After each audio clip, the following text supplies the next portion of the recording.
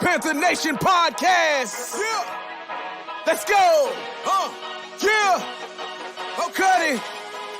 Cut right. And I would like to introduce one of the hottest podcasts in Carolina history. Let's go. Yo, talk less chat. We got time to chop it up. Talking analytics and fantasy draft. You know what's up. Panther Nation representing, cause this is where we talk that. Talk that's so incredible. Make them rewind that talk back. Pause. Talking Panthers football, we discussing it all. On and off the field, you know exactly who to call. You know we the #1 podcast. Competition is non-existent, you need to stop that. Pause. It's an honor to be a Panther fan, pause. At Bank of America, that is where we ball. Coming to the jungle, then you gonna feel the pause. Winning the trophy for the city, it is the call. Black, white, and blue, we going Carolina strong. And this is the conversation where everyone belongs. Discussing all the numbers and topics, you know we got it. We the hottest podcast, and we poppin', let's go.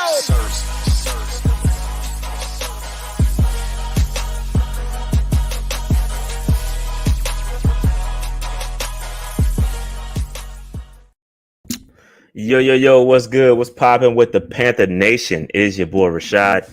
So just FYI, obviously you can see I'm by myself. Dave is taking the night off.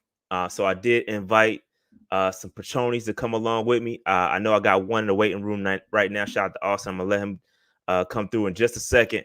But like I said, Dave is taking the night off, so I'm rolling semi-solo. I got some patronis joining me in just a second. And if you are a Patreon member, go and check the Discord for the link to the stream, so you can hop on and we can talk about these topics, because it's a nice little bit to talk about. So yeah, we should have some fun, and it's gonna be a great night. So let me bring in Austin. Shout out to Austin.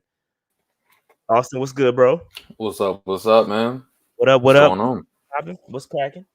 Not too much, man. You know, it's a Monday, so it's a Monday. It's Panther Nation. It's PNP Mondays, dog. Yes, indeed. That's what they call it. That's what they call it. That's what they call it, man. That's what they call it. All right. So again, if you are a Patreon member, check the Discord, and let me go ahead and just send it. Let me send it on the actual Patreon, because I know some of y'all ain't in Discord. So let me just send it out to everybody real quick. Yo, Discord's where it's at, man. It is where it's at, man. A lot of people ain't on that joints, but you know, it is what it is. Let me see if I can get a message out there real quick. Give me 1 second, because I know a lot of y'all don't be on the Discord. Manager. Oh man, I got the bike hair, man.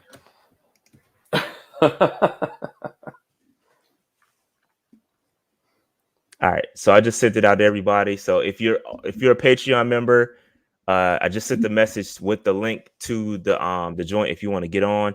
But it's a lot to talk about, and we're gonna go ahead and jump right into it because it's a lot to talk about. All right, so let me go ahead and share my screen real quick. And the Twitter streets were abuzz when the news popped off that Davante Adams, what his gut feeling was that he was going to get drafted by the Carolina Panthers, and obviously, Hurney, whoever was Gettleman at the time, was the GM, decided to go with Kelvin Benjamin. Now, this doesn't really bother me because I'm not the hindsight type of guy. Like, it is what it is. You make these decisions, and we can second guess literally every draft choice if we're gonna do that. It's no sense in sitting around here saying, "Oh, of course we could have had him," but we didn't. And listen, at the time, KB, he was at FSU coming off a national championship. Like, KB was a good college football player, so let's not pretend like he was just garbage. Yeah, things didn't pan out when he got here. He was lazy and all that. True. But at the same time, he was a solid collegiate prospect. And the fact that, Davante Adams turns out to be awesome. I mean, it is what it helps that he's playing with Aaron Rodgers. Like, who's to say Davante Adams would have been here if he wasn't, or who's to say Davante Adams would have been as good in another system, not playing with Aaron Rodgers? So we don't know. Like, I hate I hate seeing that on Twitter. Oh, we could have had Davante, blah blah. Like, come on. I felt the same way, man. Because who's to say that Davante Adams would be Davante Adams how he is now if he would have been in Charlotte? You know what I'm saying? Right. So, I mean, you can't predict Kelvin Benjamin being Kelvin Benjamin. Yeah, you know what I'm saying? Like he went the opposite direction of what everybody thought. He was cool. I mean, he had the 1,000-yard season. He was all right. And then I think his mom passed away, and he got injured and just couldn't recover, bro. Like, but you know, it happens. Like we can't sit up here and we can second guess it all day. We can second guess it all day, but it's just the way it goes. That's just the way it goes. You win some, you lose some. We could have had a lot of guys. It just goes that way. So I just hate to see people, getting into that second guessing mode. Oh, we could have had such and such. You just don't know. You just don't know, man. So life isn't a fantasy redraft. You can't go back. So right. And like Nick says, hindsight is 20/20, man. So it is as what it Cam is. said, hindsight is 50/50. It is hindsight is 50/50 according to Cam Newton, the 1,000%. So shout out to Cam, bro. Shout out to Cam. All right, so that again, we had to address that because I saw it. Everybody was talking about it on Twitter, so I just feel like I had to say my piece. It is what it is. You win some, you lose some. Davante is great. Him playing with Aaron Rodgers most certainly helps. All right, I'm not saying he wouldn't be him without Aaron Rodgers. We just don't know. We haven't seen him. His whole career has been spent with Aaron Rodgers. We just don't know if it's going to be the same in a different system. Where you go and where you're drafted as a player matters. Coaching matters. All that stuff matters. So we don't know. Say that again. What? Coaching matters? Coaching matters? Yeah, coaching definitely matters. Yeah, coaching definitely matters. Interesting. Yeah, it matters. All right, so let's move on from this topic. All right, so this dude, Jarvis Landry, signed with the Saints, right? Big deal. You look at the Saints receiving core. We're gonna take a look at the NFC South as a whole because I think it's like an arms race right now. Everybody's loading up. Kind of, except not. I'm not gonna say except the Panthers. We have a decent receiving core, but when you look at the Saints receiving core, Jarvis Landry, Michael Thomas, Chris Olave, like it's they loaded. And the crazy part is that this dude only signed a 1-year, $6 million contract. Like this man is making pennies with the Saints. Yeah, it's not a big deal at all. It's a small deal. And I say this all the time. Like, I'm sure you're looking at the Carolina Panthers, we had the most cash. I'm sure we could have thrown some money at Landry. We could have had Jarvis. We could have more than definitely afforded a Jarvis Landry. The problem is, and I say this all the time, you got to want to be here, right? The player has to want to be in a situation. Jarvis Landry, went to LSU, right? So he's from the NO, and so again, people, you see all these misconceptions. Oh, people won't take the hometown discount. It's all about the money. It's not for everybody. I said this. That we got into an argument about this on draft night about people not taking money. It's not always about the money. Sometimes dudes want to play at home for whatever reason. It's not, or they want to just play for a winner. They want to play for some good coaching. It's not always about the money. Say that again. Say good coaching. Right? Coaching matters. Yes. Oof. Coaching matters. I can't see anybody who has options that wants to come to play on a rule. Yeah. Can't see it. Yeah. So we got the money, but I mean, everybody has a job or had a job where their manager was like, yo, I know this dude's not it. You're not going to tell your friend to come over and work with you. Facts. So, kind of look at it the same way. I agree. Jay Hudge, welcome to the show, bro. Hey, I appreciate it. Yeah, what's up, man? So we just talking about Jarvis Landry to the Saints and how they are loading up on wide receiver talent. And we're going to talk about the Falcons. They also made a trade. Do you have any thoughts on Jarvis Landry and the Saints? No thoughts, but I'm sure he's going to be a competitor. Yeah, no, Jarvis is nice. I think he had career lows with the Browns last year, but you look who his quarterback was, and Right. you can kind of do what you need to do there. But again, they loading up, and again, we're gonna have to battle, and we're gonna talk about the NFC South landscape from a wide receiver core in a second. But let's just talk about this situation. Drew Brees, right? Drew Brees sucked as a commentator, right? Mm-hmm. He worked for NBC, and after 1 year, he is done. He is done with NBC, so now he goes out and tweets. I don't think anybody else really cared. Nobody really cared about Drew Brees and where he was going. I don't think I would. Never once did I say, "Oh, is Drew Brees going to be returned to the Saints?" But he goes out and tweets that I know everybody's talking about. I'm potentially coming back, but I don't know if I'm going to do this philanthropy, blah, blah, blah, blah, blah. And now all the Saints fans are thinking he's going to come back to the Saints and play. They load up, right? Jarvis Landry, Michael Thomas, Chris Olave, we talked about that. Still got Kamara and company. So now, speculation is that he may return to be a Saint. If the problem is, you look at his last season, he didn't look so hot. He didn't look so hot, bro.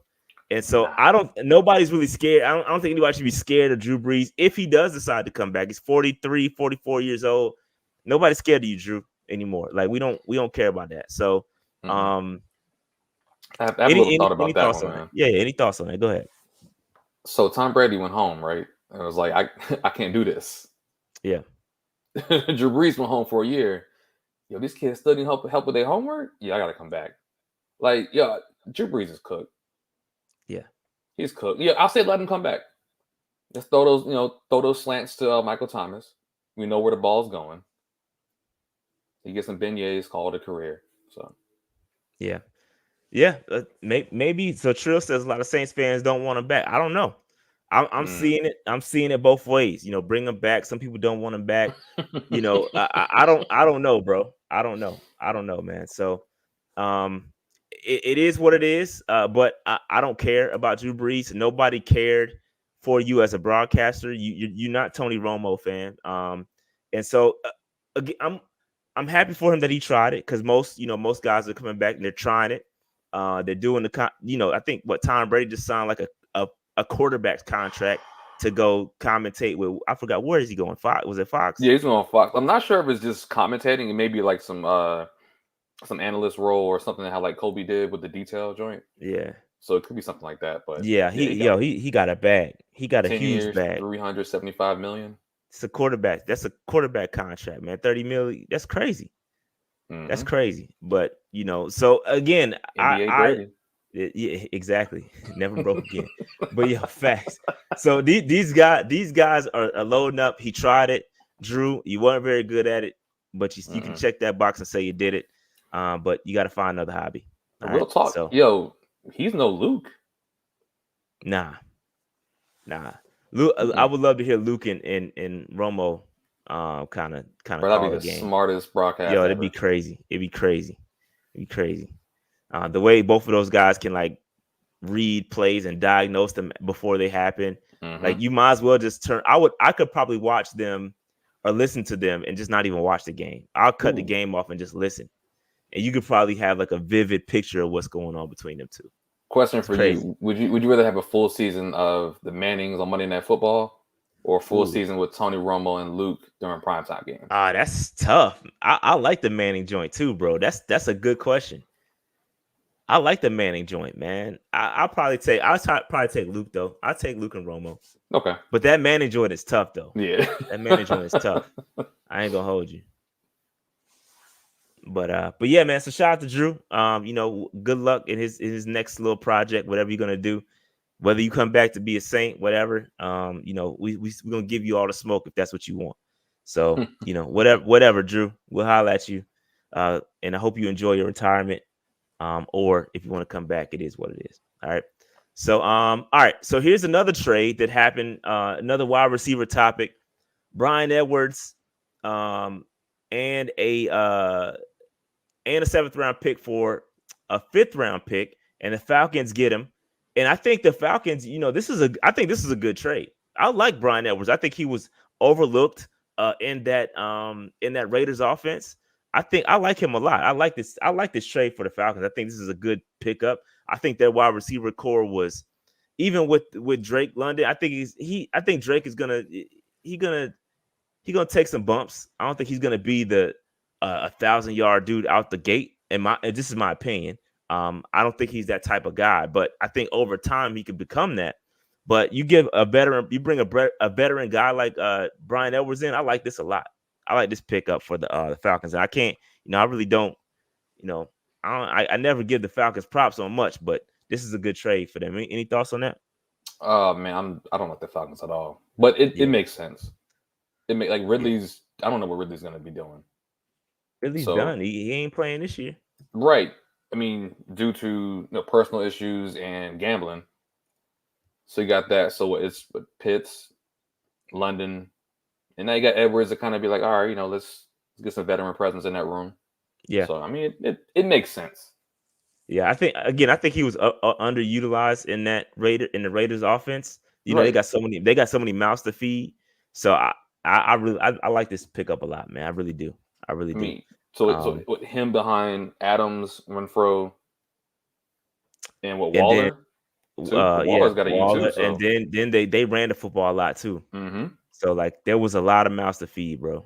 Yeah, they're doing wind sprints, man. Facts.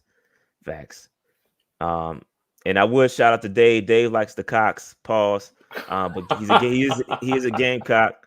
So shout out to all the South Carolina folks that rock with Bryan Edwards. All right, so let's move on. And here's the landscape, right? The receiving threats. You look at this, the receivers in the NFC South, and it's kind of wild. Like Jarvis Landry, Chris Olave, Michael Thomas, Mike Evans, Chris Godwin, Russell Gage for the Bucks, Bryan Edwards, Drake London, Auden Tate for the Falcons, and then we ain't no slouch either. DJ, Robbie Anderson. Once he gets a good quarterback, Robbie gonna be nice. And then we still have not seen the best of Terrace Marshall. So I think we fit right in that. I mean, I think obviously we're gonna be overlooked because we don't have a Drake London. He's a big first round pick, a top 10 pick. Mike Evans doing what he do. Chris Godwin just got paid. Then you got Jarvis Landry, Michael Thomas, and then a highly touted Chris Olave. So of course we're not going to get the national recognition as our wide receiver room being nice, but we have the potential to be right in that discussion if we can get a decent quarterback. That's the thing, man. It's what can we do? We're just waiting for somebody to be able to be consistent with their passing, man. So yeah, it's one of those things where it's like, we put us in any other division, we're pretty top two teams in a division with the wide receivers. So yeah, no, I agree. I think we're right there. And again, we just got to get a quarterback for Robbie, man, because Robbie been suffering. Last year he suffered. And so we just got to get him a wide receiver and a coordinator that knows how to use him. I think he liked Joe Brady. Joe Brady was getting him the ball in space, allowing him to get that yak. I think he likes that. I don't think he just wants to be, hey, Robbie, go run this fly route. Like, nah, get the ball in his hands and let him work. He's too fast. He's good in space. All these guys are. All these guys on our squad. DJ Moore, elite in space. You know what I'm saying? So I'm excited, man. I think we're right in that discussion, bro, for real. I really do. I think from a wide receiver standpoint, that's why I wanted to point this out, because I really feel like we are right in the discussion. Now, along with that, let me say this, because when the Saints signed Jarvis Landry, I didn't sweat. I wasn't sweating. If there's one thing that the Panthers have done right, we prepared ourselves for this, right? J.C. Horn, C.J. Henderson, Dante Jackson, Jeremy Chin, like I didn't sweat at all. Like I think we are built to be able to hang with all these wide receivers, all these guys. I think we right there. And so I didn't sweat at all. Cool, they got him another weapon, but I think we got enough talent on the defensive side of the ball to offset that. Now, at the same time, is our pass rush gonna be, because they can't guard all day, right? Right. So is the pass rush? Where's the pass rush? Right? Are we gonna be able to kind of get get to the quarterback. I think that's something we have to worry about. But I'm right there. I'm confident in the secondary, bro. I really am. Like, Any so thoughts on that? I'm not sure if you got any another slide for the pass rusher or anything like that. No, I don't. Do you think this pass rusher would need time to gel? Like, I know we got some veterans and people who've been in the system, but still, Riddick's not there. Yep. That's a big hole. You know what I mean? It is a big hole. It is big, and I feel like with I think YGM is really the linchpin. Like, if YGM could take that next step in his development to become a 3-down guy, and he can stop the run and get after the quarterback. I feel like YGM is really the linchpin, because Marquise Haynes, Luvu, all those guys are kind of these rotational pass rusher guys. Those rotational pass rush guys, they bring him in as situational pass rushers. If YGM can really take that next step and play alongside of Brian Burns, I think really that's the key. And I'm hoping that he does it. Like, I seen the dude play in college. He was dominant at Penn State. Like, we need that version of him back. And we just haven't seen it yet. And I believe the Panthers themselves are really kind of, putting a lot of eggs in the YGM basket as well. Because if you look at the pass rushers we have, it's a lot of guys that have some talent, but it ain't really. Yeah. We haven't seen it. A lot of potential. Yeah, I know what you mean. It's like we're missing a home run hitter, but we just let him walk. So it's one of like, personally, I'm definitely gonna have the 3 to 6 game waiting period. After 3 games, people start to look at things like, all right, well, let's just do this and not that, and we can mitigate that. So yeah. I don't know. Because if you let these wide receivers just run, just go free, I mean, look, and then you can do, you might start tripping them at the line or something. Yeah, these dudes, again, together. Yeah, we got JC in them, but again, they can't guard all day. You gotta, at some point, it's gotta be a balance. And maybe the back end pause, maybe the cornerbacks and the safeties would be so good that it helps out the pass rush, right? Maybe they lock up so well that the pass rush has time to go out there and make a play. So I think it's definitely a balance, because again, there's a lot of mindsets out there. Oh, the pass rush helps the secondary, and the secondary helps the pass. There's a lot of different mindsets, a lot of different theories on how that kind of gels, and I think we're gonna find out, because I think we got a good, talented secondary. We're gonna find out how good our pass rush is, if they can kind of follow up with that. So we'll see. So kind of going with like corners to wide receivers. So I'm not really worried about Atlanta, right? But the Bucs got Mike Evans, Chris Godwin. Take away the rookie from the Saints. You got Jarvis Landry and Michael Thomas. Can Horn and whoever else is gonna be on that side, can they handle them for 4 quarters? I think so. Okay. I think so. I'm confident, bro. I'm confident that CJ steps up, and I'm confident that Dante is gonna have a good year, and hopefully he stays healthy. But even if he doesn't, guys like Keith Taylor, like I really feel good about this secondary, man. I feel good about it. So I don't have, like I said, when you look at this, it looks tough on paper, but bro, we have a good secondary, man. And we just need the pass rush to kind of get home. But good luck, bro. Like, I feel like we're gonna be dictating a lot from a secondary standpoint. Like, we're gonna be forcing teams to really play chess with us, because we have so many guys that can do different things. You can rotate out guys. You got the big cornerbacks. You got the big 6'2", 6'3" Keith Taylor. You got the 6'1", the big JC Horn, who can play the slot, the nickel. He can play. You got all these guys that can play everywhere. And I just feel like we should be the ones dictating, dictating how teams play us. Again, that's coaching though, right? Right. Can my man Phil Snow draw it up? But I feel like we can do it. I feel like we can do it, man. I feel like on paper we can do almost anything. Yeah, we'll see though. Yeah. We'll see. All right, let's move on. Okay, so a couple roster moves. Wyatt Miller, he's an offensive lineman that we signed, and we also signed Jared Scott, who was a tight end. he actually made the roster, or he had the mini camp tryout. He was there for the 2 days, impressed so much that they actually signed the cat. And therefore, because he got signed, we had to release a guy. And that guy was Troy Pride. I came up on the show and I told y'all that even if this wasn't written in the stars, because he failed his physical, right? That's why he essentially got cut, because he failed his physical. But even if he was healthy, like, it would have been a discussion about those guys on the bottom end. You know, your Troy Prides, your Stanley Thomas Olivers, those guys, they gotta watch their back, because when you go out there and you make moves, you pick up J.C. Horn, you trade for C.J. Henderson, you got Dante Jackson, you got Keith Taylor. Like, the writing is on the wall for these cats, man. And then we just drafted Kalen Barnes, so you got all these guys, and it's like, all right, who's out? Who's the odd man out? And so Troy Pride, because he felt his physical, was an easy, all right, that's it. You know what I'm saying? But at the end of the day, the writing was on the wall for him. He wasn't picked up by this regime, right? I think he was a Hurney guy, and so he may go up to the football team. But all that stuff matters, bro. Like, this kind of things matter. If you didn't get picked up by this regime, they're not gonna rock with you like that.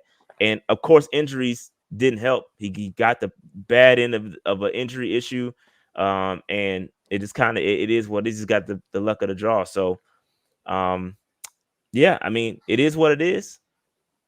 It is. I mean, it's just common sense. Somebody had to go. I mean, like you said before, man, with those corners, you listed 4. If you want a bubble, we just got 4, and then we drafted another one, so that makes 5. You know, they're going to look at that 5th one more than Troy Pride. So, especially if you don't offer anything, like, what special teams ability is he contributing? Like, Kalen Barnes, which we'll talk about a little bit later. Like, we know this man has a special teams value. He's a gunner. Like, he can be a pure gunner. And that's what Matt Rule wants him to be able to do, is play special teams. He wants to contribute on special teams. Okay, so where does that leave a guy like Troy Pride? It's just, you have to. And Dave has said that 1,000 times on the show. You know, the special team stuff, it matters. Like, if you can't contribute somewhere and you're just a dude, those guys don't find you. You're not going to find yourself on a roster, especially if you're not actually good. If you're just a cornerback and you're not really a good cornerback, right? Yep. Then you're not gonna find a spot. And so he just got, it kind of is what it is, man. Dude is out there taking up and Westry too. Yeah, my bad. Shout out to Michael Cooper and Westry, who we just signed, who's another big 6'3", 6'4" fast cornerback. There we go. If you're not offering nothing, then it is what it is. Yeah, I mean, same thing.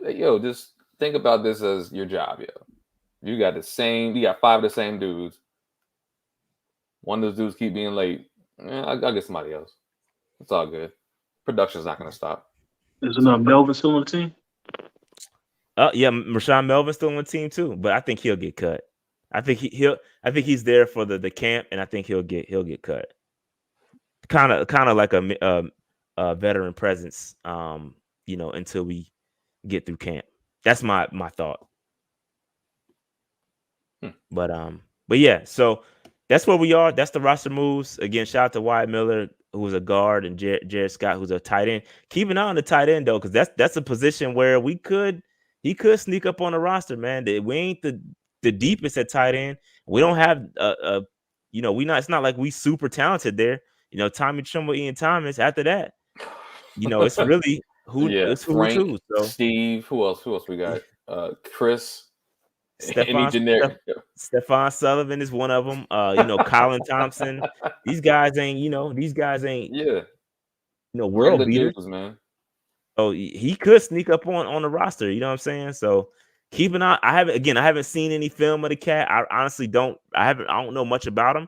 But what I'm saying is there's an opportunity for him to kind of make it happen. And Josh Babbitt is another dude we picked up in undrafted free agency. So obviously, they're not comfortable with what it is, but after those first 2 guys, the door is wide open. It's wide open for somebody to walk in there. So it is what it is, man.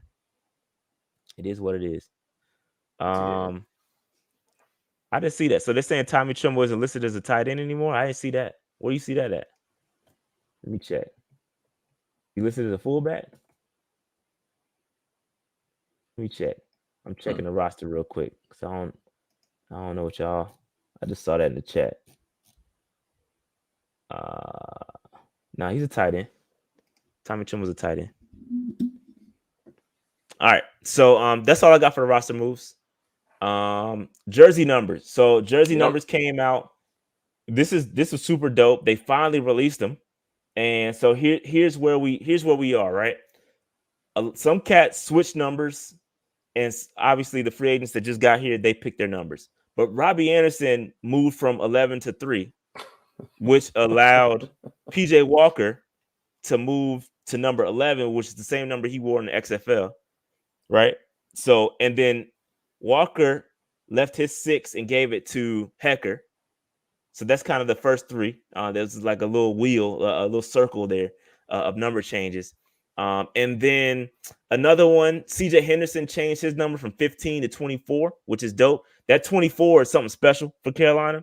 Like everybody who wears that number over the past, 2 or 3 years, excuse me, not 2 or 3 years, but past 5, 6, 7 years have been pretty nice, going back to Josh Norman, Bradbury. Yeah. And then I think Rasul Douglas wore that joint too. And look at where he at. Y'all didn't believe me when I said it. When I said Rasul was a baller, y'all didn't believe me. And now he just got a bag from Green Bay, was balling up in Green Bay. So he wore that number, and now CJ Henderson has it. So I'm hoping that little juice, that little number juice kind of helps him out. Davion Nixon switched from 94 to 54, which is pretty cool. Was that his college number? I think that was his college number. Yeah, okay. I think that was his college number. And yeah, since Shaq switched numbers from 54 to 7, that it was left open for him. So I guess he couldn't do that last year, and then he picked it up. So and Deontay Foreman, I like Deontay Foreman's number too, 33. That's a dope number. Not Anderson's number? No. Oh yeah, I mean, yeah, Robbie Anderson. Okay, 3s. Yeah, I see where you went there. My bad. Yeah, I rock with Robbie Anderson number. Yeah. What else? Bozeman 56. We already knew that one. Ioannidis number 99. I think he wore 98 with the football team. Westry 39. Higgins 17. Roberts 18. That's pretty much it. It's pretty much it, man. It's pretty much it. I think I'm glad they finally released them. Now it's time to go cop some jerseys, man. Yo, real quick, inked. The inks. Oh yeah, the ink is gonna be back. Yo, we got to get that back, man. Listen, y'all know how I used to get down before the pandemic. Used to have all kind of ink, buying all the jerseys, getting them signed. Obviously, COVID kind of impacted that, but we back. We're gonna be back. And I got some contacts I'm reaching out to get some jerseys on the low. And yo, we gonna rock out. We're gonna. Yo, got a question, man. Training camp. I know you said this before, but I'm not sure if it changed. So for practice, they're still walking up. Yep. Are they allowing people to be there? I don't know. I can't tell from the clips. When I went about.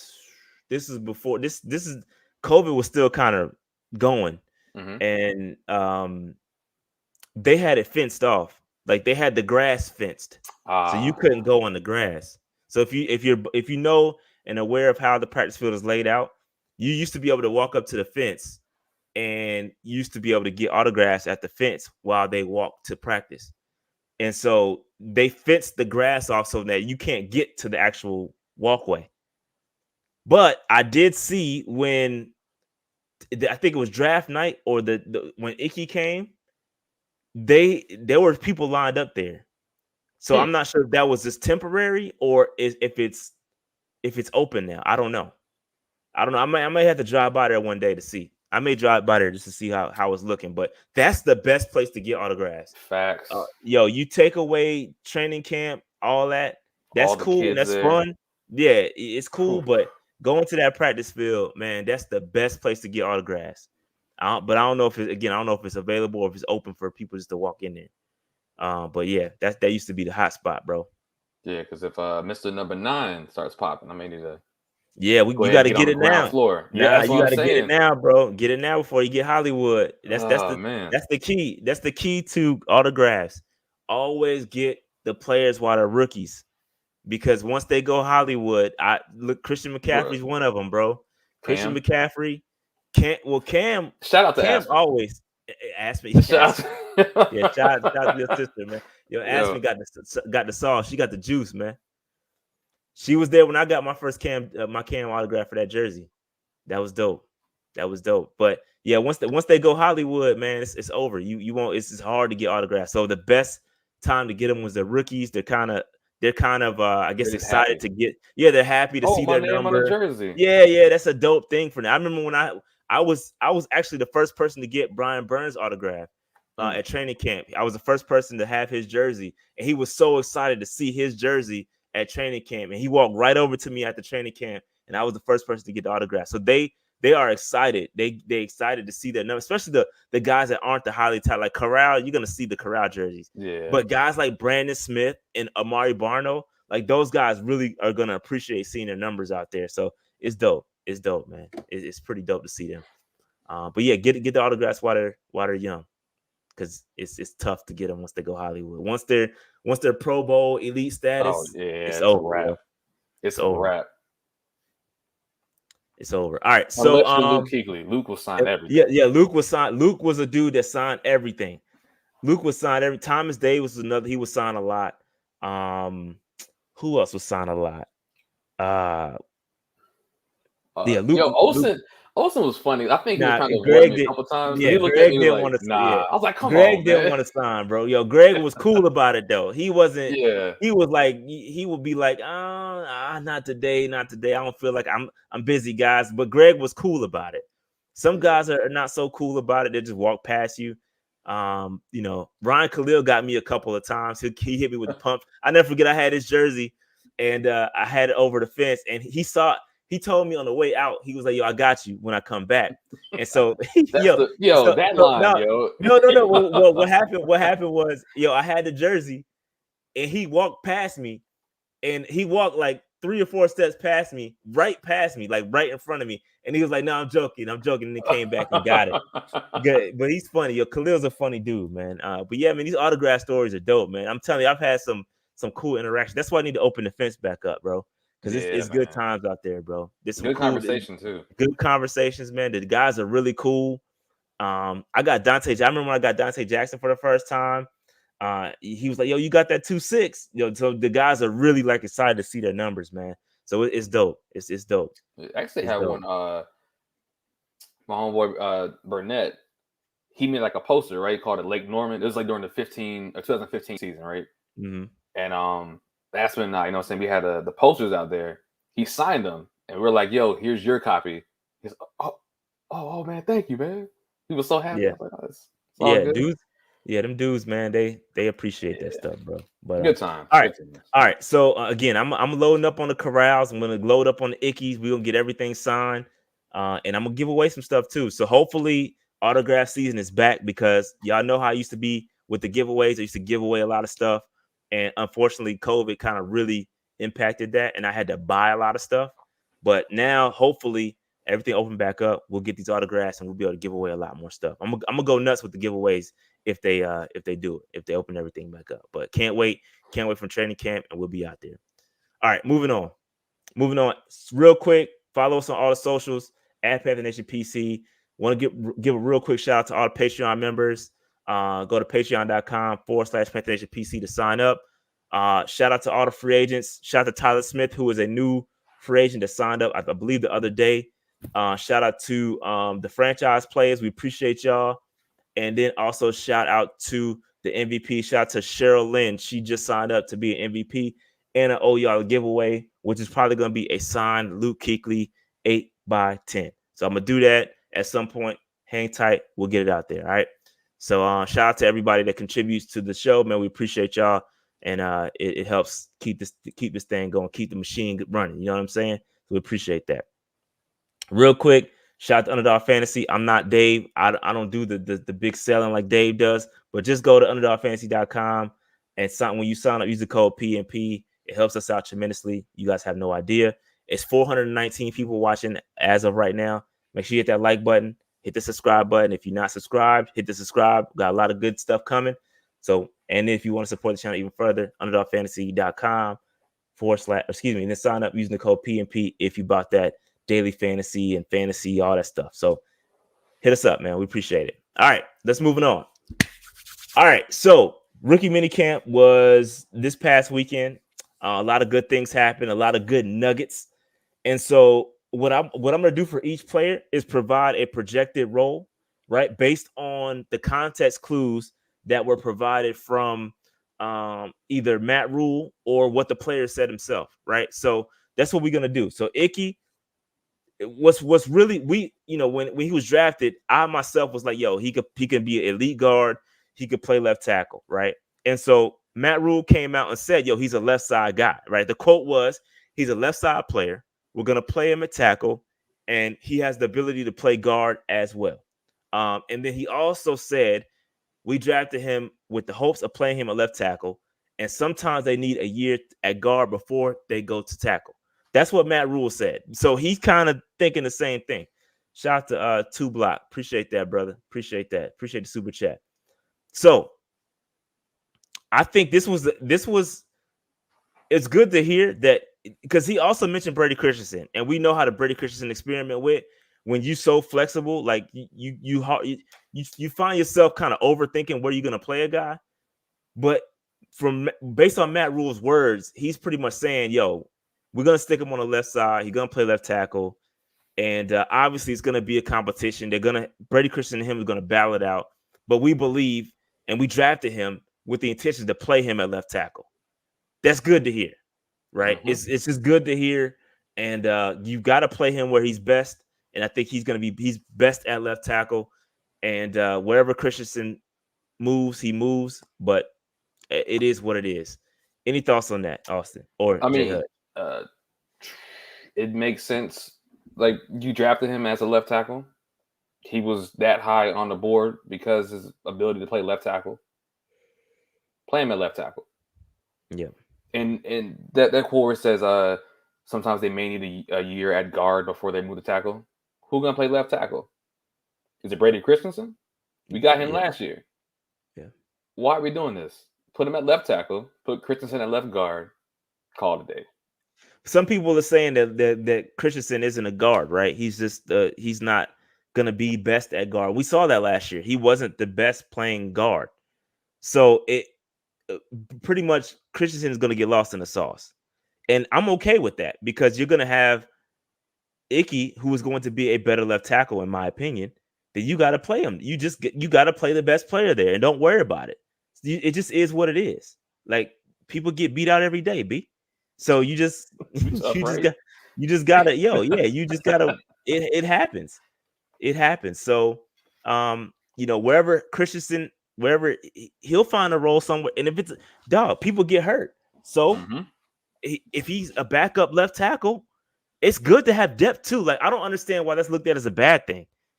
He's good. He can be a good depth player. There's nothing wrong with him being good depth. That's great. We shouldn't be trying to just put a player there just because we think he's a good player. So, let's just play him in guard. If he's not the best guard, then don't play him. I think play somebody else there. We cannot have repeated last year. What you mean? Like, of our offensive line. We had Taylor Moton and people who live in Charlotte. That was it. Yo. That was it, man. So, they got Charlotte addresses, dog. That's it. Yeah, one of them live close to me, man, or something. I don't know. But yeah, man, that was embarrassing last year, man. And if we have a terrible offensive line, Matt Rule probably gets another year. Yeah. Yeah, man. So again, I'm here for listen, this is a great debate. It's a good space for the Panthers to be in. We haven't argued about an offensive line in so long. We just been putting trash out there so now that we can actually have a debate about who's going to play left tackle and actually they're good. Like, yo, this is great. So we don't need to look at this as a bad thing. But when you draft a guy in the top 10 and you want to play him at tackle and you drafted him with the intention to play him at tackle, you play him at tackle. And if Christensen is not the better left tackle, if Christensen ends up being the better left tackle, then so be it. We've seen Ickey play good guard reps. But this is a great problem to have. Either way, I don't care. Just get the best 5 guys out there that's going to be. And Matt Rule said this. We're going to get the best 5 guys out there. Whoever the best 5 are, who's going to play, who's going to be the best left tackle, who's going to be the best guard. Because it's not just about whoever loses out gets to play guard. I don't want that. I want who's going to play best at left guard playing left guard, not just the loser. Right. And I feel like that's the way this discussion goes. I got a question about that one. Let's say Ickey plays left tackle, right? Who is the remaining people that could fill in for guard besides Brady Christensen? Is it Michael Jordan on the team? Yeah, Jordan is still on the team. He's still okay. Yes, you got Michael Jordan. You got so you still got Deontay Brown. Brown, yeah. He could still play guard. You got Cam Irving. You got Cam Irving still on the roster. Cade Mays, who he can play all over. We'll talk about him a little bit later. He can play all that. He can play pretty much all 3 positions on the. He can play guard, tackle, and center. So, I mean, we got options. I just want the best guy. Now, if Christensen is the best guard, so be it. But I have a feeling he won't be the best guard. We've seen it already. He's not that good at guard. He's a tackle. But if he's not better than Ickey, I don't want him playing left tackle if he's not going to be better than Ickey. And I just don't want him playing guard because he lost the battle, if that makes sense. I have a question, man. So what happens if the margin between Ickey and Christensen is not that big on left tackle? One is a first-round grade. Say it again? No, I was saying one has a first-round grade. Right. That's true. They view Christensen as a third-round tackle. Third-round tackle. Second round guard, right? They can't really listen. Come on, man. He's not going. So repeat your question, Austin. Okay, so repeat your question. So this is kind of going back to hindsight a little bit. So let's say if Brady Christensen and Ickey are not that far apart, right? At left tackle. The way I'm thinking is this, man, is how long did it take for Brady Christensen to play left tackle? Like, he didn't have that much time to be evaluated, right? He only had 4. He started 4 games at left tackle, but they were good. He had good performances. But I feel like you get Ickey out there. Mm-hmm. His ceiling is far higher than Christensen at left tackle. Let's just be honest here. Okay, his ceiling is far higher, and I feel like based on the scheme based on what they want to do. If they want to run the football, Ickey is going to be the better left tackle for what they're trying to do. Now, if they're trying to get some finesse passing, maybe Christensen's a guy, but I don't think that's the case. That's the case. I don't know, man. I don't know. Ickey a left tackle, and let the chips fall where they may. But don't just put Christensen at guard because he lost the battle. That's my biggest thing. I want the best guy, and I feel like Deontay Brown could be the best guy, but that's just me talking. I'm hopeful that he comes out there and takes the bull by the horn, man, because I need Deontay Brown to be on that starting lineup. His college film is too good. I'm sorry, but anyway, all right. Let's move on from any other thoughts on Ickey. Good. all good. So, Matt Corral. I know a lot of y'all dudes want to force this man to start week 1. I don't know how many. I posted the minicamp highlights, and not everybody, but a lot of y'all are saying that this man is going to start week 1. Some of y'all, why do people want this man to start week 1 so bad? Everybody wants a shiny new toy, man. That's all it is. He's not ready. He's not going to be ready. He's not going to be better than Sam out the gate. He's not going to be. Let this man get his feet under him, right? Because that's what Matt Rule said. Matt Rule said, we're going to start Matt from the ground up. And the context around that was like, we got to teach this man how to get in and out the huddle. He got to learn how to do his drop backs. He got to learn how to do how to hand the football off. He's got to learn all these things. And they want to build Matt Rule, and they want to build and mold Matt Corral into the guy they want. That takes time. You're not just going to throw him out there week 1. It's not going to happen, bro. I hate seeing people trying to force him to be a week 1 starter, bro. It's not happening. And then they get mad at me saying, I think I know it all. Like, bro, all the context clues are there, fam. If you listen to what Matt Rule says, you listen to what Scott Fitter says. Scott Fitter and them saying it's open competition, as they should, right? But they also wouldn't be saying, oh, we need to go get another veteran quarterback if Matt Corral was going to be the week 1 starter. Like, what sense does that make in any world? None, man. Like, I think that's a perfect role, man. Like, let Sam Darnold be that tomato can, man. As Dave would say, coach him up. Yo, if Matt Corral was picked in the 3rd round, right? 3rd round. If everybody thought so, like, yo, we need this dude, he would have been taken. Let him sit. Let him get molded up, man. Yeah, so, like just be patient with it. And I said that as soon as we picked him up, yo, we got to be patient with Matt. You cannot throw this man out there week 1 and expect him to see. I think he has all the tools. And Matt Rule talked about this too. They love the quick release, all that stuff. He looked good athletically out there when he was running, when he was moving the pocket and scrambling. He looked great. But yo, at the same time, you got to get this man time, bro. Like, he's not gonna save the Panthers week 1. It's not happening, bro. So stop trying to force it. Please. He may not save the Panthers week 12. He may not save them week 18. Yo, we might not see Matt Corral take 1 snap next year as a starter. That's cool, man. Darnold was always healthy, so he'll probably get his chance to play at some point. I disagree. I hear you on that, because you're right. Sam Darnold, Dave says that too. He never will play. He never played a full season. Well, guess what? We got PJ Walker too. PJ Walker's undefeated, never lost. So, like, they will go to PJ before they go to Matt Corral. Like, yo, what's so hard to understand about that, bro? I don't understand why we trying to force Matt Corral to play week 1. Like, let's give him some time, bro. I would say this: Charlotte sports, whether it be Panthers, Hornets, even Charlotte FC too, at times, even though we're new, we're really impatient. You know what I'm saying? Like, we know what needs to happen, right? Right. Build a line. Do this. Do that. Then get the quarterback. And then when it gets to week 1, yo, we need a quarterback now. We need this. You just said we got to do all this first. Yo, let's slow it down. We're not just everybody just relax. Let's build it slow, man. So back up, man. Yeah, so Clell said Corral gonna start and gonna be the best QB in the league week 1.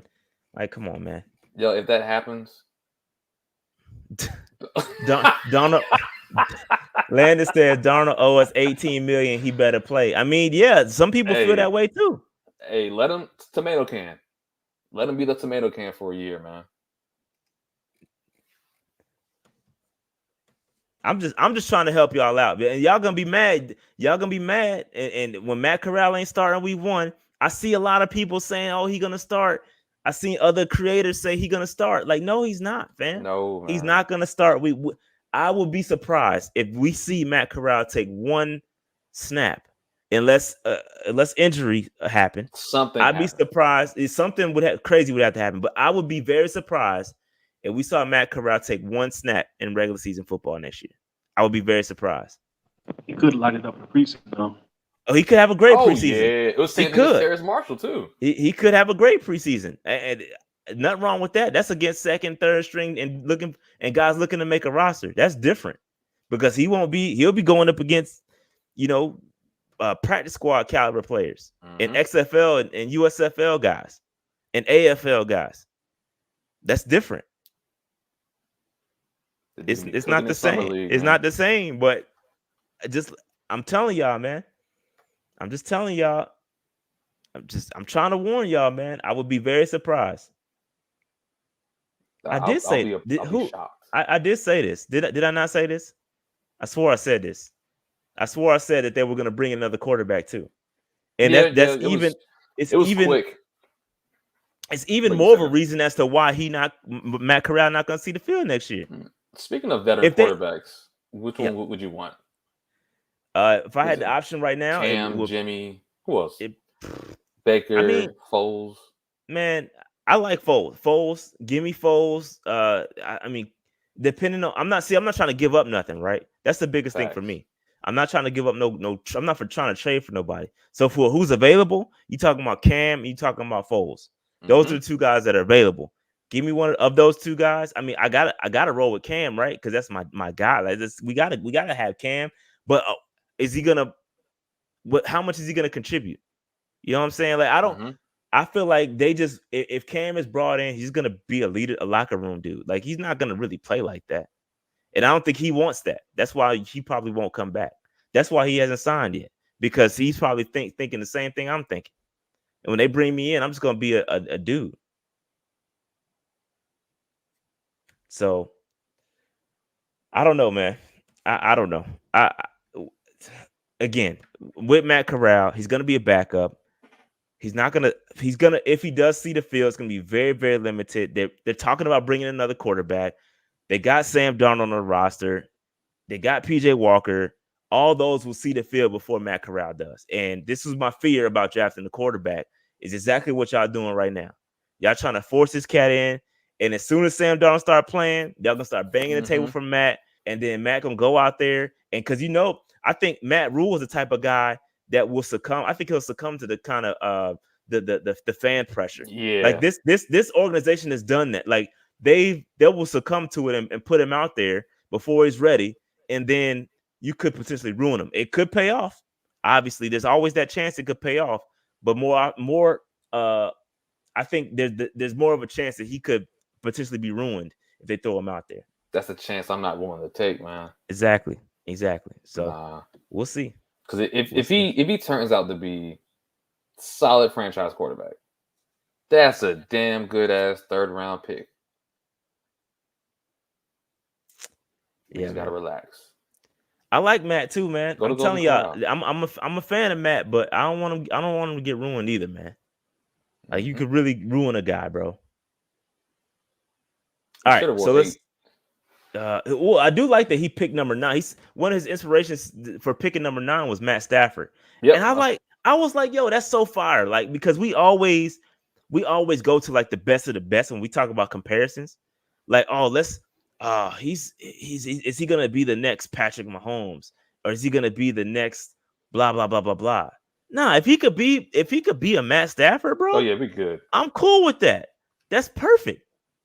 That's perfect, bro. I would take a Matt Stafford style caliber player on this roster any day of the week than us having just to, always try to shoot for Patrick Mahomes.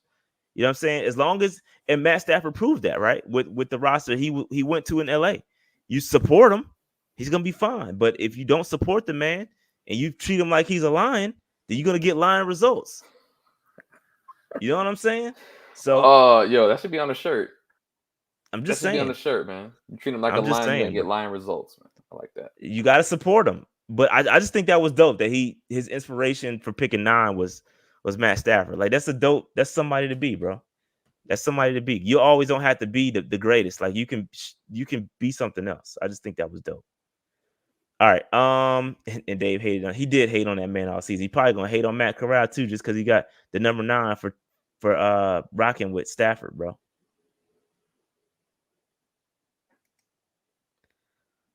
All right, let's move on. Rumor on the street, man. Half off Golden Corral each touchdown he throws this year. Oh man, that's crazy. That would be crazy if that happened. That'd be crazy if that happened, bro. All right, so Brandon Smith. This is another guy. Y'all know I'm a big fan of Brandon Smith. I think he's gonna be a rotational linebacker starting out. He said Matt Rule said he's one of those chess piece type players. He's a linebacker that can also rush. So when I thought of that, when he said that, I immediately went to Micah Parsons.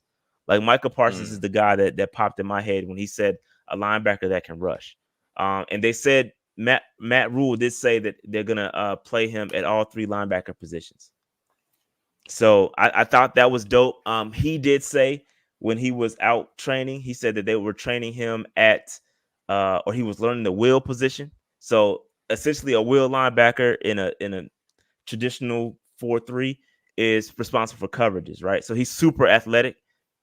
That being said, obviously you want your athletic guys to be able to cover those slot cornerbacks or tight ends or whatever the case may be. But I think he's going to be solid. I think, again, this is another situation where you need time. Give him time, bro. Give him time. And I think he could develop into something. I got high hopes for Brandon Smith. And I just don't want him to get, again, I wanted him to be a middle linebacker, but I don't know if that's going to be the best fit for him. Even some people I've been talking to, they're saying he's going to be more of an outside will type guy, which makes sense, right? Because you got to take advantage of that athleticism. That's what he said too. Yeah, he did say that. Yeah, he said it. And a lot of people I'm talking to about Brandon Smith are saying the same thing. So I think, outside linebacker could be it for him. We still have a big question mark for middle linebacker, though, because I don't know who's going to be that. You know what I'm saying? So we still got that gap, and I'm a little concerned about it, to be honest with you. But yeah, that's it makes sense. It makes sense. Yeah. Can we play Shaq in the middle? I don't know, man. I think we've tried that. I don't know. Honestly, I don't know. I don't know if that's his best fit. I don't know. I have no idea.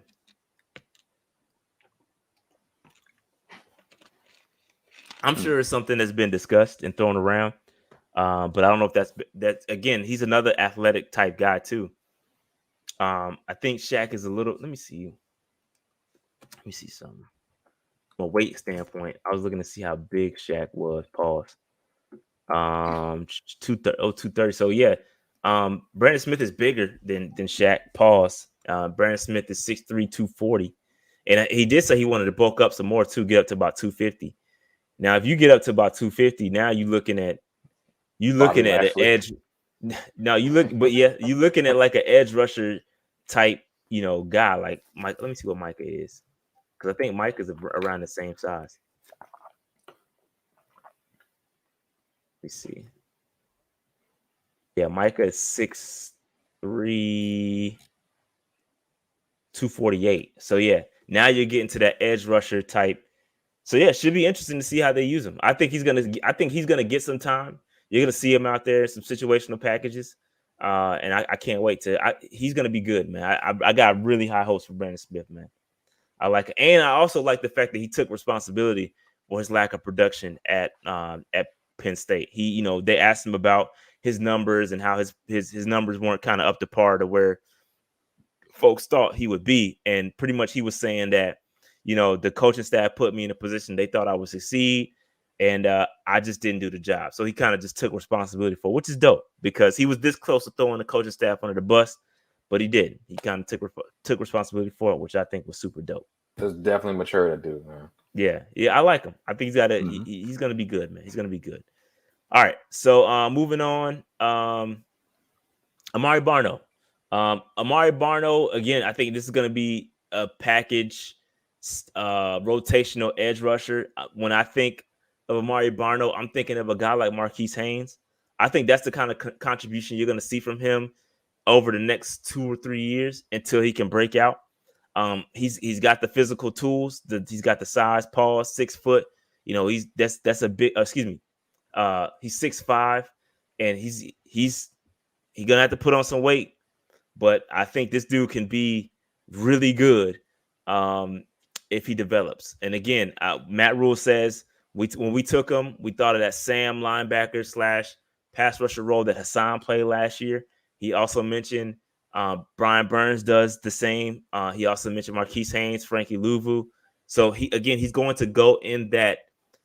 He's going to be that next guy, right? Because all those guys that we picked up, you think about Frankie Louvu's contract, it's only a 2-year deal, right? So maybe he's molded to be the next the next edge rusher. You know what I'm saying? So I think that's where they're leaning. I think he's going to be solid. Development. Same with Brandon Smith.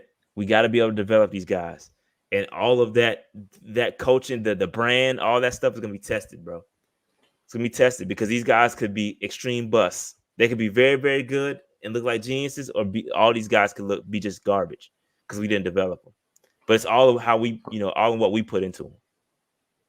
Speaking of the brand, man, like, how do you like that? The brand? Yeah. I hate it. I think it's stupid. Okay, man. Yeah, I'm documented. I'm well documented in there. I think that's real collegiate. It's real having grown men trying to buy into a brand and calling it that. Like I just think that's whack. Like you could have came up with something else. The brand, like I think that's whack. Now, like if we were like the Patriots and had Bill Belichick and saying, right, we're the brand, it makes perfect sense. The Patriot way, like it's documented. Sense. It works. Like in the Patriot way, like it's a thing because you have documented success. Mm-hmm. You can't have a brand when you don't have a brand established, if that makes sense. You can't use the brand when you don't have a brand. Yeah, man. There is no brand. You have no success behind it, behind what you're trying to sell. Even at the college level, what you deem success turning around these programs, you didn't win no bowl games. Where's your documented success? So trying to sell a grown man on the brand where you haven't done anything is just whack. I'm not buying into no brand. You ain't won nothing. So I think that's whack. I think it's lame. And to have it like thrown all over the locker rooms and the brand, that's just whack, man. It's real amateurish, amateur hour to me. I think it's whack. This is a very, very, very, very deep cut. Kind of reminds me of what WWE is doing, where after the Stone Colds, Triple H's, Takers, Steve Smith, Cam Newton, all those players, no personalities. The coach is the personality, and you fall in line. Yeah. That's what it's looking like right now, man. So yeah, no, you're right. I think you're right. I think that's by design too. That is by design. Let me get these players I can control. Mm-hmm. I can mold into what I want. I control their personality, the brand, all this, man. It's whack. Yo, it's just whack, bro. Like it's whack. So that I don't know. It is what it is, but I just really think in order for you to establish a brand, you have to have some sort of success. Yeah. Like you have to have success. You can't have a brand without winning anything. Like it just doesn't make sense. But anyway, my bad. All right. Barno, again, another raw talent that's needs to be developed. And we'll see. I think preseason, like somebody said in the chat, preseason is going to be good for all these guys. We actually get to see them. And I'm excited because we probably won't get to see a good subset of their skills. Like that's probably the preseason is probably going to be it for they'll play a few snaps here and there during the season, but a lot of these guys preseason is going to be where they kind of make their bread and butter. You know what I'm saying? So we'll see. All right. Let's move on. Cade Mays. Matt Rule says he's a guy that can do a lot of things, a lot of different things. And he also mentioned that during the mini camp, he played center, guard, and can also play tackle. He played right tackle in college, a lot of right tackle in college. He can play guard, and they had him running center. So this is what you want. And I've said this a million times already. I'm kind of just beating a dead horse, but this is exactly what you want in a 6th round backup guy. Like you want a guy that can pretty much be anything, a jack of all trades. Yeah, you don't want that. Like I hate the jack of all trades for a starter, but for a backup guy that can establish himself and can play all the roles and then eventually find himself in one of those roles like permanently, I think that's dope. That's exactly what you want, especially when there's no pressure on him to go grab a starting role anyway. Like we don't necessarily, it'd be nice for him to play right guard because then we can kind of finish out the line. But at the same time, I just really like what this guy brings to the table, especially if he can play center, guard, and tackle. I think it's dope. I love Cade Mays, and I think he brings a lot to the table. Any thoughts on Cade Mays? Yeah, it sounds like this is going to be his internship year. Yeah, see where he fits. So I mean, that's definitely perfect, man. If somebody goes down, it seems like a plug and play type dude. Yep. So went to Tennessee. Well, went to Georgia first, and then transferred to Tennessee. So I like this guy. I think this is a great pickup, and it's exactly what I want to see out of my 6th round guard / center / backup offensive lineman. I love it. Love it. All right. Next up we have Kalon Barnes. Boogie is his nickname. I don't know if y'all feel comfortable calling him Boogie since we had Ace Boogie, but that's his nickname because he used to dance when he was a kid. But he said he don't know how to dance no more. But this guy again, Matt Rule said, I think for us, it's going to be him learning the playbook, cleaning up some of the technical things, and making an impact on special teams, right? And that's what we talked about. He has some things he has to fix in his game, right? When you're when you're as fast as he is, you tend to rely on your speed, right? You're aggressive, and your speed can make up for it. They're saying throughout the press conference, Matt Rule is saying we got to refine it, we got to tweak the technique. We're going to get him there, but as a 7th round pick, you got to make your hay somewhere. And obviously, with the speed he has, he's probably going to be a gunner on special teams, and that's where he has to shine. He has to shine on special teams. Whether he can return kicks, I don't know if he can do that too. I know we got Andre Roberts, but if he can return kicks, that's a plus as well. So we'll see. We'll see, man. Hey, you gotta get in where you fit in. That's it. Yeah, no, I think special teams, you got to find it. He's got to find that role. Definitely got to find that role. Yeah, he's not the best cornerback. Yeah, he's not the best, but the technique. Again, when you're building this whole draft and develop, you got to be able to develop somebody. Now, they've done a good job with Keith Taylor and again, Keith Taylor come from Cornerback University, essentially. Washington, they got a farm out there, bro. So Keith Taylor is nice, and they've done a good job. I think I'm not gonna say they've done a good job developing him, because I think he was talented already. I think he just fell to the 5th round. I think he was personally, I had him higher on the board than the 5th round. But but this guy, Kaylan Barnes, is a true development. Like, you have to develop this guy. This is different. Stanley Thomas Oliver, like, how has he developed? Like, you've had these guys. What have you done with them? Troy Pride. These guys, like, where's the development? I feel like the guys that they have, J.C. Horn doesn't need no development. C.J. Henderson, like, you brought in Stephon Gilmore. Like, you brought in guys. Where's the development? I think having Steve Wilkes could help, though. Yeah, I was going to say this is a great point. Now, there you go. Great point. Steve Wilkes. We do have Steve Wilkes, who has head coaching experience. You're absolutely right. So we got to get the development going. You got to be able to develop these guys, and we'll see what happens. All right. We talked about Troy Pride earlier, and we talked about him getting cut earlier. Real quick, we're not going too deep into the undrafted guys, because I don't think any of those guys really have a lot of those guys on the outside looking in. So I really didn't. I'm not doing a deep dive on them. But upcoming dates, we don't have training camp day. I know somebody's gonna ask. We don't have training camp dates yet. But typically it's the last weekend in July. So just keep an eye on that. And we will as soon as the training camp dates are released, we'll get the schedule going, and I'll let y'all know where and when I'll be attending, because I do still plan to live stream those joints, like I did last year. So it's just gonna be great. But as far as the rest of the schedule, we still got OTAs. They practiced today too. The rookies and the vets got together. Looked like they did a walkthrough of some sort. But so we got OTAs coming up. We got the mandatory mini camps coming up. So just keep an eye on these dates, and maybe I might slide out to one of the practices to see if we can get some autographs. Yo, holla at me when you do. Yeah, I might just be in the office that day. So yeah, we might make that happen. Yeah. We might make that happen. So, but yeah, man. So those are the upcoming dates. Again, we do not have training camp dates just yet. So that is what it is. All right. So that's all I had, man. That's all I had. Again, like I said, Dave was out today. He's a little under the weather. So I told him to, don't worry about it. We got it. Shout out to Austin for holding it down, man. No problem, man. Any final thoughts? Like, any thoughts on the rookie minicamp? Any other topics that we missed, didn't talk about? What we missed?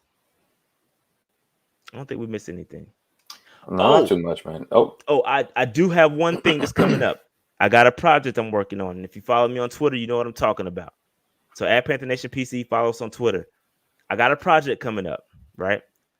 I am on a mission to find the greatest Panther roster ever assembled.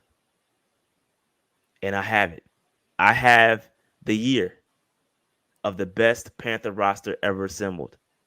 A lot of people say it's 2015. A lot of y'all too young. A lot of y'all haven't been watching football long enough because 2015 ain't it. I just give y'all a little sneak peek. 2015 was the best season, wins and losses, but it was not the best roster we ever put together, right? And I'm working on this project, and I will release that soon. It's gonna be fantastic. It's gonna be great. It's gonna be great, man. It's gonna be great. So go check out music and lights and everything. All that, man. All that. Ooh. So go on Twitter and check out the poll. I put a poll out there so you can vote, have your voice heard. But it's gonna be lit. It's gonna be lit, man. It's gonna be dope. So yeah, I'm working on it. All right. So anything else we gotta discuss before we get up out of here? We good? Man, I don't have much, man. It's like a weird time period right now. It's after the draft and before training camp. It is weird. It's a weird space. It's going to be kind of dull. Obviously, this week was a lot to talk about because of minicamp, and we had some snaps to we had some little highlights to go over. But it's going to be a weird space because OTAs are going to be going on, stuff like that. But we just gotta. We still gonna be up here every week. We're gonna be talking. Oh, so yeah, I mean, there's stuff going on. Oh, I know y'all talked about this last time, man, but the schedule release and everything. Yep. Me personally, I will be at the Rams game in LA, so I'm thinking about the Bengals game just because I got some LBs up there, But yeah, no, I don't know what games I'm going to yet. To be honest. Home games. I am going to. I'm probably going to go to the opener against the Browns. Yeah, I'm going to that one for sure. But I don't anything else. Anything else I don't know about. I'm not sure yet. I haven't really made that happen. I just keep thinking of the Vikings. Was it the Vikings game? I think it was the Vikings game. Yeah. Yeah, when the Vikings fans skull clapped us. Yeah, man. Shout out. Yeah, it was. I had fun, but yeah, it was fun. Yeah, we'll see what happens this year. Those are good seats too, by the way. Hey, man, you get to see all Darnold's mistakes. Yeah, we saw everything. All of them. That dude stared down the defender and is like, "I'm throwing it to you." Yep, in typical Darnold fashion. Mm-hmm. Yep, it's Sam. All right. So that being said, man, I'm gonna get up out of here. Again, like, subscribe. We had a good crowd today. Like, subscribe, notification bell, all that stuff. This was fun. Stay tuned. We're gonna be dropping a lot of good stuff. That being said, I'm out. Peace out, y'all. Deuce.